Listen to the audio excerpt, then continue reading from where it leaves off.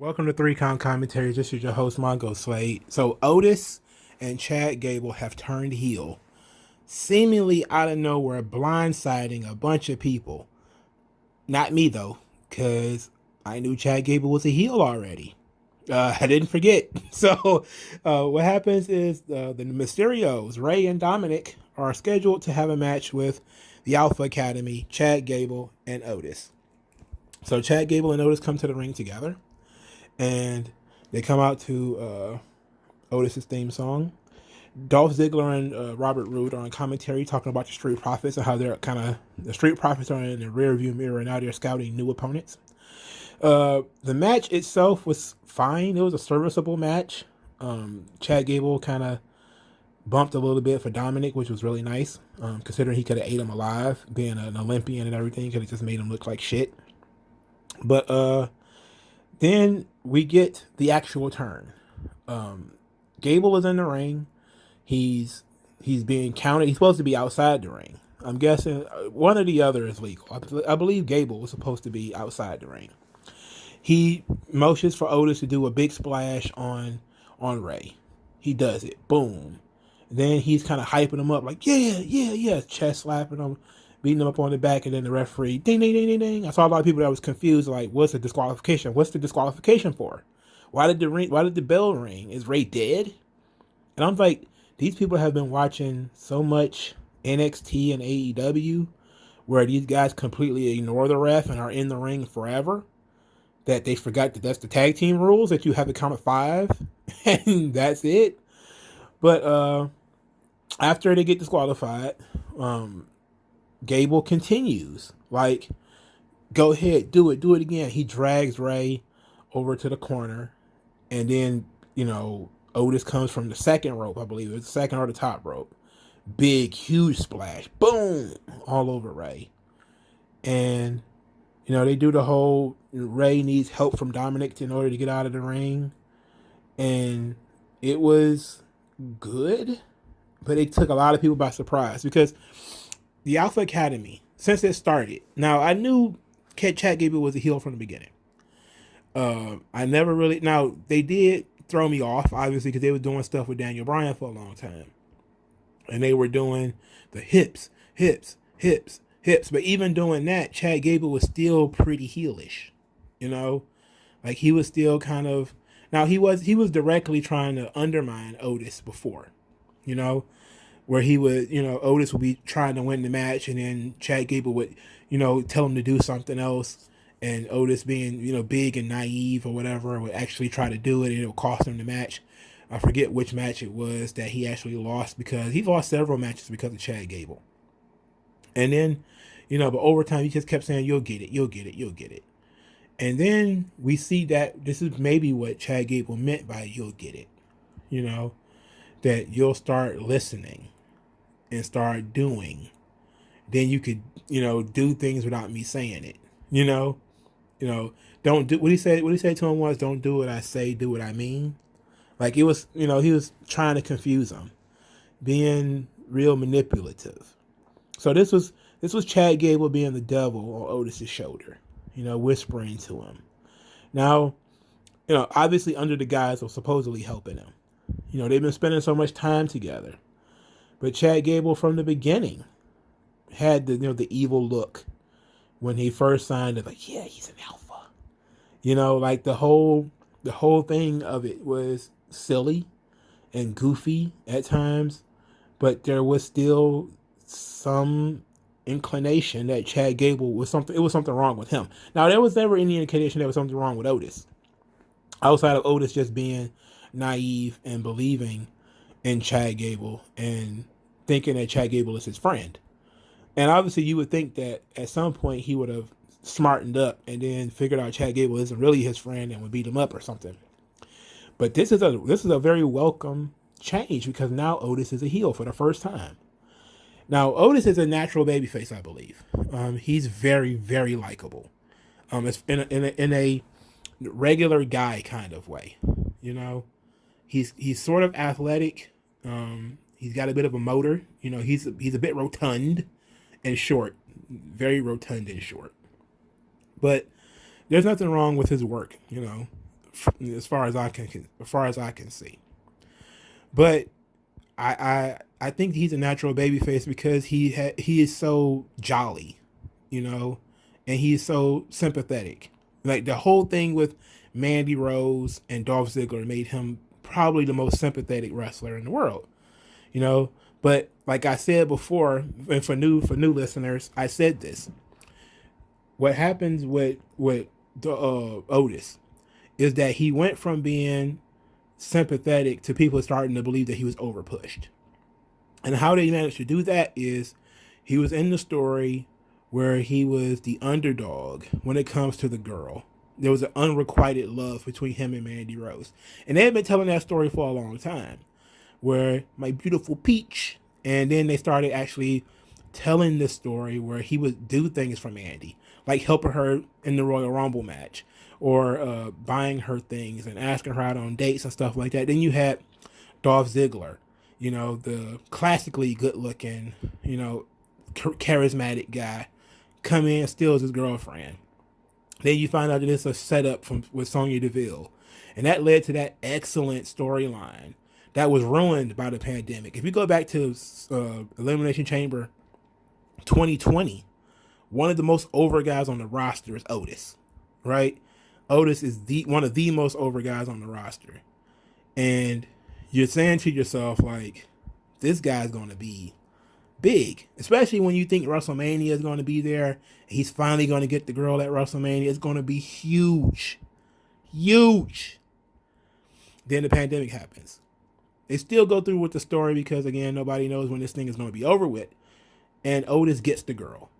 Now Otis got the girl. So he's not really the underdog in that way anymore. Now he's sort of the underdog as far as the ring is concerned. He wins the Money in the Bank. So now everybody's like, uh-oh. You know, they're starting to start looking at Otis like, okay, we liked Otis, sure. But now they're talking about putting the belt on Otis. You know, now they might be going a little too far because now Otis got the girl and he got the title. He's theoretically got the title. The only way to put him back in the position where people will love him again is to strip it all away. And so that's what WWE did via The Miz. They had The Miz take Mandy Rose from him by pulling some strings, and she was moved to Raw. And then they had The Miz take his Money in the Bank briefcase. Okay? So they did this, and they set, you know, Otis back. Now Otis has, you know, then they had Tucker turn on him. Now the Tucker thing is not going anywhere because they're on two different brands. But then you have, you know, he was floating around for a long time. He didn't have anything going. Like he went from having too much to back to being just big rotund guy, but now he doesn't even have a girlfriend anymore. Like he doesn't have the girlfriend anymore. He's not doing fun vignettes with her anymore. They were doing really fun stuff with him and Mandy Rose. They stopped doing that, of course, because Mandy Rose got moved. You know, he can't do the whole Money in the Bank thing anymore. He lost his friend because his friend was moved to Raw and turned on him. I know that whole ordeal kind of rubbed people the wrong way, but I was 100% cool with it at the time because I understood. You know, you give Otis too much too fast. Now you have to slow it down, you know. And screwing the guy out of the title shot was a big deal. And I thought maybe he would do something to get it back, or, you know, he win the Rumble or something. You know, you never know. But he won the Money in the Bank and lost it. And he kind of fluttered after that. And then Chad Gable refines himself. You know, he stops being Shorty G. He starts being Chad Gable again. He wants to start up the Alpha Academy. He wants to make new alphas. You know, he's an Olympian. He has something to teach people. But he's also very manipulative. You know, there's something off about him. He's very arrogant. He's very haughty about his Olympian status. He knows that, you know, he has things to teach, you know, but what is he teaching? You know, then the Alpha Academy started being kind of shrouded in mystery, you know, where we don't really know what Chad Gable is teaching them. You know, we just see them doing workouts. And then after the matches, you'll see, you know, Chad Gable giving him a pep talk. They lose or something like that. And Chad Gable would, you know, basically to blame the loss on Otis, that Otis isn't listening, Otis isn't learning, Otis doesn't understand, you know, but he'll get there. He'll understand. He'll learn, right? And now it's for a lot of people. This came out of nowhere that he turned heel. It's like he's been hanging out with a villain for months. so so so yeah, and like I said, they throw us off, and I'm not gonna give WWE the credit of, oh, this was all planned from the beginning. It's like maybe they were hot shotting when they came up with this idea of turning the Alpha Academy heel. It could have been just straight up hot shotting. But for me, when you look at it and you see like they're hanging out with Daniel Bryan, it didn't change their fortune to hang out with Daniel Bryan. They were still losing, right? But it was Daniel Bryan trying to show that these guys are good guys. Like they have this regimen that they're doing, and everything is working, and they have a wonderful system that they got going on here, and all this stuff Daniel Bryan was saying about them. Meanwhile, Chad Gable was up to no good the whole time. He was up to no good the whole time. Now, so a lot of people are blindsided by this, but since Gable never really became a face, I don't see how this shouldn't have been that much of a surprise. I think people saw Chad Gable as a face because he was hanging out with Otis, which is fine, I guess. It's always good to think that the babyface can have a good effect on people. But Gable was always a heel. So this is just him turning Otis heel through his positive reinforcement, through all of the weeks and weeks of motivation and them working out together and hanging out together. The worm, the seed that he's been planting into Otis is finally starting to grow. And that's pretty fucking awesome. So now let's talk about what do we do with them now that they're heels. Well, you're in a situation where, and I groaned at this when it first happened, where you got Otis in another tag team, Chad Gable in another tag team. These guys, you broke up Otis and Tucker just to put Otis in another tag team, but I know there's a meandering road. Same thing with Chad Gable. He was in a tag team with Robert Roode. Then they took that away. He went to SmackDown, did the Cruiserweight thing. They took all that stuff away. Then Shorty G happened, and they took that away. So now he's stuck in a tag team with Otis. But, so what are we doing here? Now we're looking at probably Otis as being the star coming out of this team, which is, of course, going to bother some people because they really love Chad Gable. I'm one of them. I really think Chad Gable is great. But I think that this idea is Otis. This thing that's trying to get Otis over because he's an entertaining big guy. So what can you do really outside of this feud with the Mysterios, which of course is going to lead to the Mysterios being the tag team champions. Hopefully at WrestleMania we'll get Dominic and Ray versus the Street Profits or something like that at WrestleMania. That would be fucking fun. It may be some fatal 4-way or something like that because, how WWE do. They're going to throw as many people as they can on these cards. So it'll probably be Dolph Ziggler and Robert Roode versus the Street Profits versus the Mysterios versus the Alpha Academy. And it probably some type of butt fucking gauntlet or something stupid like that. But just let's pretend for a moment that they have common sense booking, which I know is wild out of the ordinary. What do you do with Otis and Chad Gable when the tag team champions are heels, right? And then they lost. So they lost by count out, but they still lost. So the only thing you can have is the highest they can go is second place tag team, heel tag team. Now they broke up Nakamura and Cesaro. So they needed a spot for top tag team. They filled that with Dolph Ziggler and Robert Roode. And, fair enough. Okay. But then that means Robert Roode and Dolph Ziggler's spot opened up, which was a secondary heel tag team. So now they just said, okay, we're going to put Gable and Otis in that spot. Because the Knights of the Lone Wolf are gone. There are no stables on SmackDown. So we're just left with basically the Alpha Academy was pretty much the only option. Either that or they're going to have to turn the Mysterios, which is not going to happen. So now we're going to have this feud between the Alpha Academy and the Mysterios. So I'm guessing the Mysterios and Baron Corbin feud is over. We're just going to very quietly drop that. Just very quietly sweep that one under the rug. Another Rey Mysterio storyline is going to get swept under the rug. Because apparently they're going to sweep this whole not Dominic, but Aaliyah, Buddy Murphy thing under the rug too. Which of course is obvious because Buddy Murphy ain't been on TV and neither has Aaliyah. So like, I don't know. I don't know what's up with that. Anyway, that's good. It's good for Dominic and it's good for Otis because Rey and Chad Gable are great workers. And Rey is a legend. People are going to be interested in anything he does. And then obviously he's in this situation to get his son over.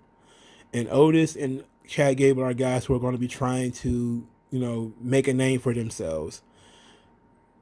Chad Gable is a tag team specialist at this point. He's damn near Billy Gunn. He's had 100 tag team partners. I think that this doesn't last very long though. Like I think eventually Otis turns on Gable, gets the big baby face pop, and he goes off on his own, maybe post WrestleMania. But this is a good short plan. Show Otis has a serious streak. Because they have been doing off and on, similar what they've been doing with Big E, where he's being silly, but then there comes a time where he focuses up and he's ready to go, and maybe that's what we need to do with Otis, is that now we need to show that Otis can focus up, Otis can hunker down, and if he wants to be destructive and to fuck you up and crush your body with splashes and stuff like that, he can do it. And it makes sense to me. I was blindsided by it for sure. I'm not going to say like I was a sage. And, of course I knew that he was going to turn heel eventually. It's like, no, I thought he was going to catch on to Chad Gable being full of shit eventually and turn on him. But that can still happen, with Chad Gable giving him bad advice and Chad Gable being a bad mentor, a bad role model, if we could say, which is, the chaotic nature of the magician archetype. Then we can look at from that perspective, eventually Otis has to turn. I thought maybe they're going to do something else or have somebody else join the Alpha Academy. That's entirely possible, but, who knows? But I like this.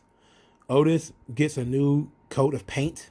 He do something different. He gets to do something. People who were sick of him, tired of him, hating on him when he won the Money in the Bank. Now they're kind of like, oh, they don't. You had this guy win the Money in the Bank. Now you're not doing anything with him. Now they're doing something with him again.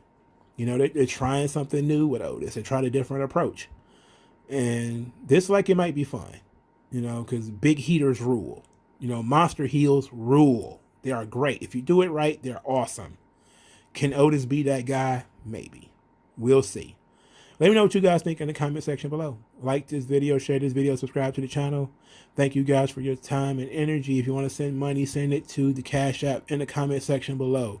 Use the hashtag 3Con Commentaries to support the channel 3Con Commentaries. Thank you guys one more time, and I'll talk to you guys later. Peace out.